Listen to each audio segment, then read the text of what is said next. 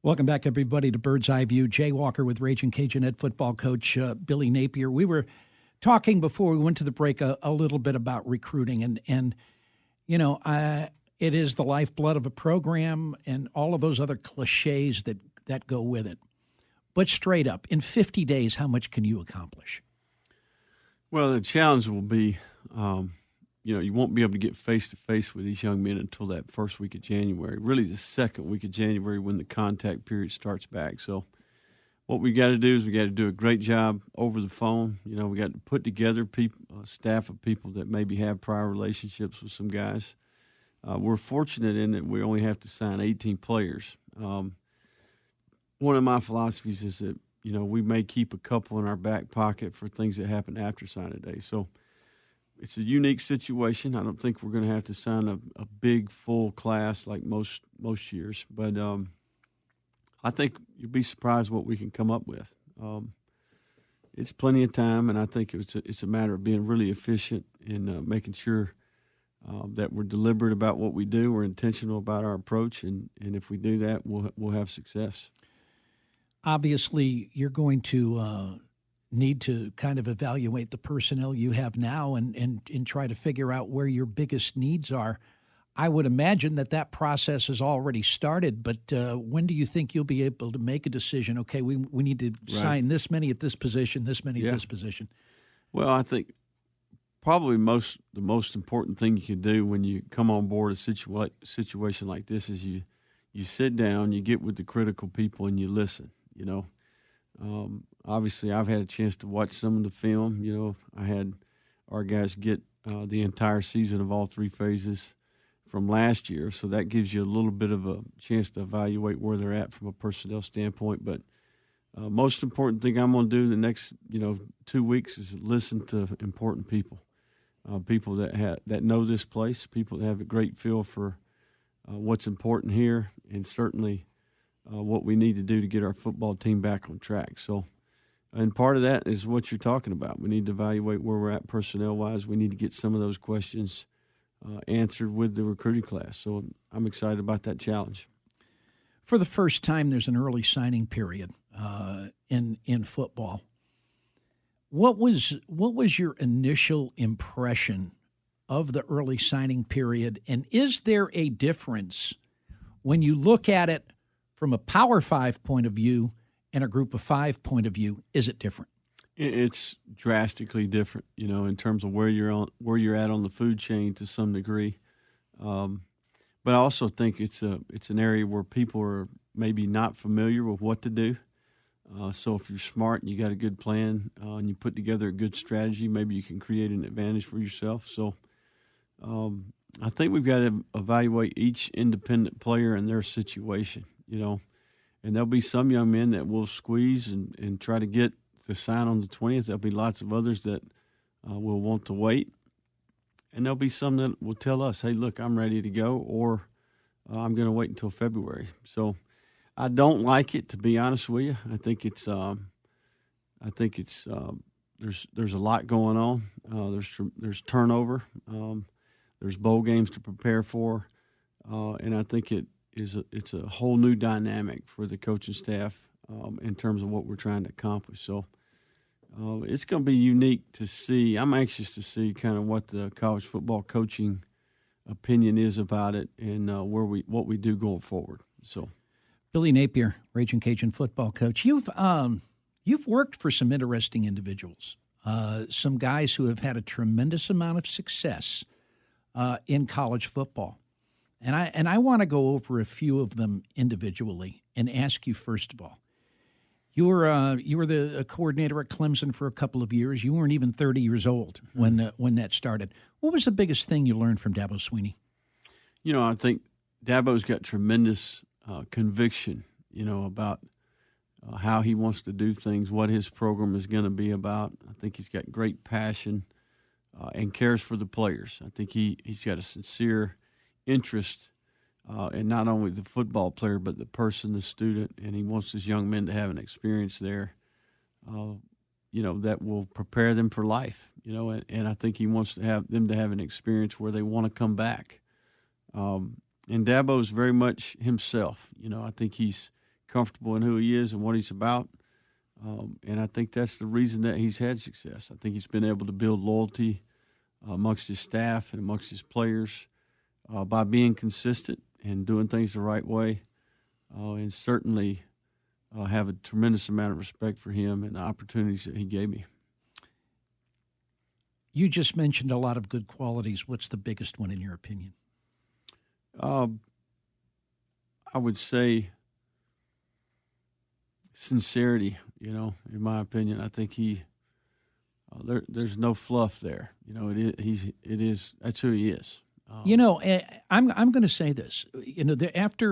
After the press conference earlier today, I was milling around and talking to folks. The biggest thing that I heard from them about you, hearing you for about 10 minutes, the thing that I heard the most was he sounds so sincere. So if that's what you picked up from Dabo, right. Guess what? It worked. At least it worked for the press conference. Right. We'll see how it works the rest of the way. But no, I heard that from a lot of people that were at the press conference today. Well, it's I think it's something. We're a product of the people that we've been around and the experiences we've had. For me, that goes back to my dad. It goes back to how I was raised. It goes back to watching him. Not only him, but obviously my mother, who's still alive. We had a big family. We were fortunate to stay put there in the same community for a long time. And Dad made an impact, man. He had a good life, and he went about it the right way. And that's something that I think I learned from him. Let's go to your time at Colorado State. Jim McElwain was the head coach. A lot of people don't even remember that Jim McElwain was at Colorado State because of his time at Alabama and at Florida. What was the thing that impressed you most about him, and what did you take away from that relationship? Well, I think Mac's a great teacher. Of all the coaches I've been around, I think he really had a true understanding. Both his parents were educators. I thought he did an outstanding job of putting a year-round plan together to teach the players. Really did a good job in the classroom setting, in terms of installation and also on the field. Had a way of making things that were probably pretty complicated. He could make them simple to the players. And we were able, I was there in the beginning where we started from scratch, and that was a great experience just to see, okay, let's take this Alabama blueprint and take it to that lower level ball and see if we can duplicate it to some degree. Colorado State wasn't very good when y'all got there. They were not.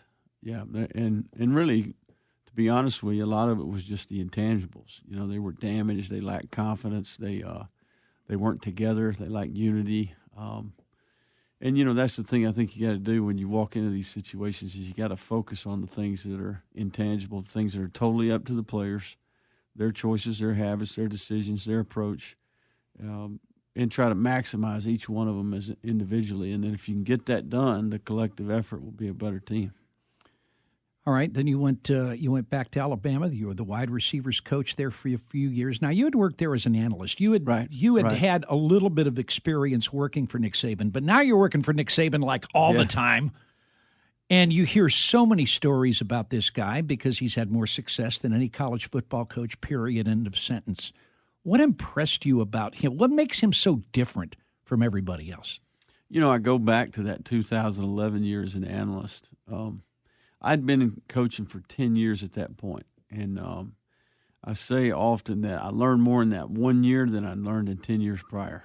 I think Coach Saban has a tremendous understanding of how everything needs to work together, how every person has a role. You define the expectation and the job for that person.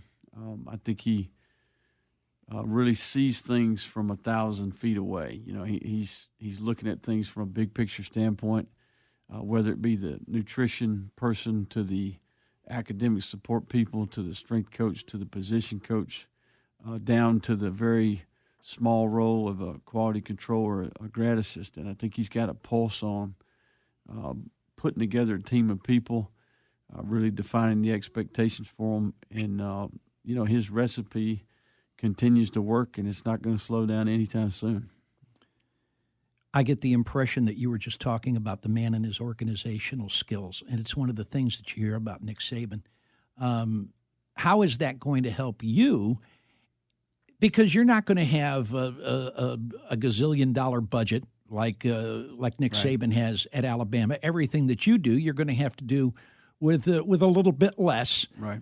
But how does that experience prepare you to step in and go sit in that big office on the second floor of the APC? Well, what we're going to try to do is do it in a cost-effective manner. We might not be paying the same salaries. We might not have the same benefits. But we're going to build an infrastructure and an organization. We're going to define roles. We're going to build it to sustain. We're going to keep attrition from slowing us down. That time in 11, I didn't have to coach a position. I didn't have to go recruiting. I was able to get around that building and really understand all the different people, and that's why it was of such tremendous value for me. Totally different experience as a position coach. Now you're at the head table, your feet are in the fire. You got lots of fires to put out every day. You're managing your job. You're trying to get your players to perform at a high level. You're trying to recruit your area, recruit your position. And you're pouring into those guys as people as well. So that was a different dynamic. That year in 11 was the most valuable year of my career. You said just now something about slowing down attrition. I've never seen a football coach come in to a situation where there wasn't at least a little bit of attrition. Some coaches that I've talked to have said, that was done by design. And some others have said, stuff happens. How are you going to handle it when stuff happens? Well, in a perfect world, people perform and do their job at a high level, But ultimately, there's got to be accountability. And I think you start by helping correct the issues, And if you communicate well, you really define people's role and exactly what their job is, and they can go do their job and be confident about what they need to do. You can avoid some of those issues. But what you want to do is you want to build loyalty, you want to motivate, and you want to give people the things that they need to be successful. So, and that's what's going to be my job. I got to give these guys crystal clear expectations, how we're going to go about our business, and if we do that, I think we can avoid some of those issues. But hey, if it happens, it happens. Okay, we talked a little bit about Dabo Swinney and Jim McElwain, Nick Saban. You just finished working for Todd Graham for a year. Coach Graham been around a few different jobs. He had several years over at Arizona State, and they had a certain degree of success, especially on the offensive side of the football. What was what do you take away from your time with Todd Graham, even though it was only a year? Well, Coach Graham, if you really dig into his background, he's an old high school football coach from Texas, and he runs his program that way to some degree. I think, you look at his experience, he transitioned to West Virginia with Rich Rodriguez as a position coach, became the coordinator, and parlayed that into a couple head jobs at Rice, at Tulsa. And he was able to turn those programs around in a quick fashion. And a lot of that has to do with just the basic building blocks that he used as a high school football coach. So tremendous discipline, tremendous understanding of the rules. I think that he's a great strategist and really put his players in position to have success. I learned a lot from the guy, and we'll do some things that I learned specifically from him that I felt like were better than maybe Dabo Swinney or Nick Saban. So Coach Graham has had great success. It's unfortunate we weren't able to do enough for him to keep his job this year, but he'll bounce back. He's a heck of a football coach and a good man. What was your I wouldn't even plan on asking you about this, but now that we're talking about people you've come in contact with, what was your first impression of Herm Edwards? I think Herm's an upstanding guy. I think he's got great character.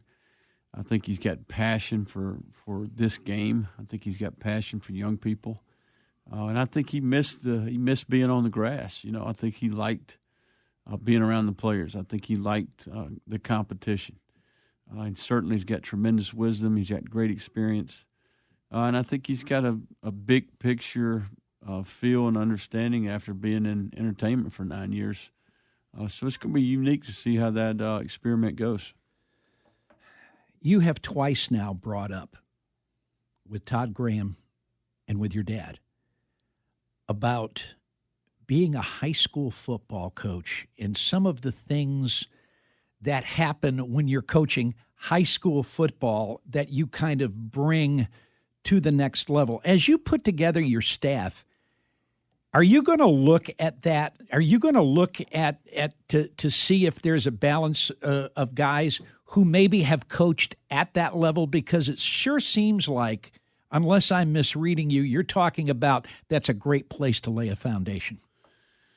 I think something that really a big impression on me when I first got to Alabama was, I'm expecting, of most of my career, I'm observing Nick Saban, and obviously he's got tremendous NFL experience.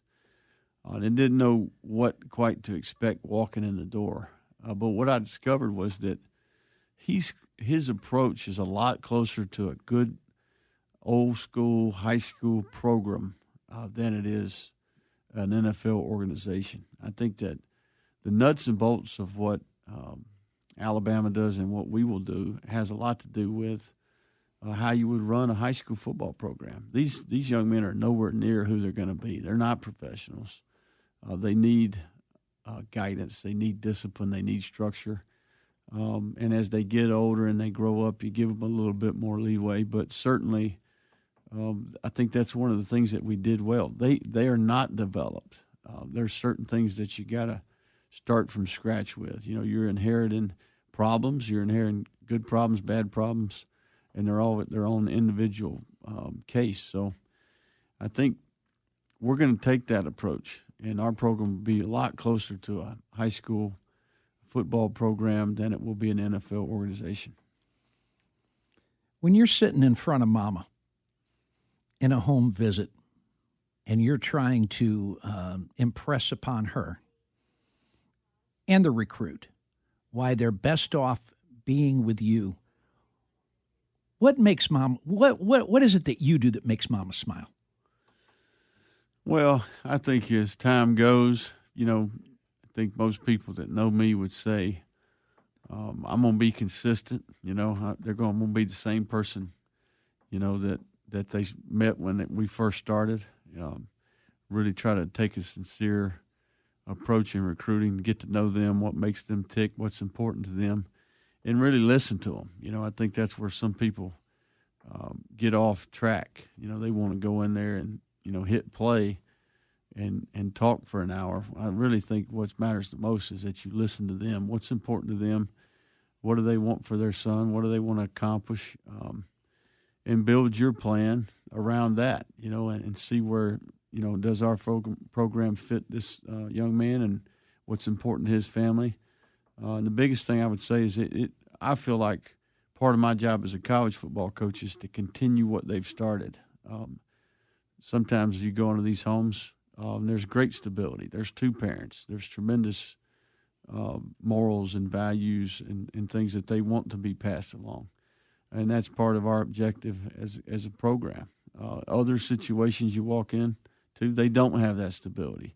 The young man's going to need someone to get involved in his life and help him make progress as a person. So I enjoy that more than anything. And you get a ton of self-gratification when you're at a place for 3 years, 4 years, 5 years. I've been fortunate to do that at a couple of different places. And when you see those guys graduate, when you see them win a championship, when you see them get drafted, those are the experiences that bring me back to some of those things that I watched my dad do. So hopefully we can get off to a great start here and build a program that people want to be a part of, not only the players but the fans, the alumni, our supporters, and the people within this community.